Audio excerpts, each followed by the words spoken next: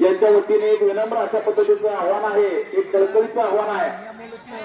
खवासपूर या ठिकाणी पाहुणा म्हणून आलेला आणि याच गावामध्ये रहिवासी झालेला समाधान तानाजी गोरवे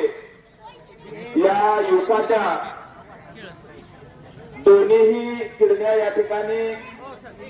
फेल झालेल्या आहेत। बऱ्याच 2 ते 3 महिन्यापासून त्याला जे वैद्यकीय उपचार सुरू आहेत त्या उपचारासाठी लागणारा खर्च हा अतिशय मोठा आहे आणि घरची परिस्थिती त्याचप्रमाणे त्याच्या असणाऱ्या इतर नातेवाईकांची परिस्थिती अतिशय हालाखीची असल्यामुळं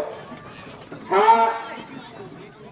युवक त्याच्या दोन्ही किडन्यापैकी डॉक्टरांनी त्याला एक किडनी तर अत्यंत गरजेची आहे म्हणून सांगितलेलं आहे आणि या किडनीचं प्रत्यारोपण किंवा त्याचं ऑपरेशन करण्यासाठी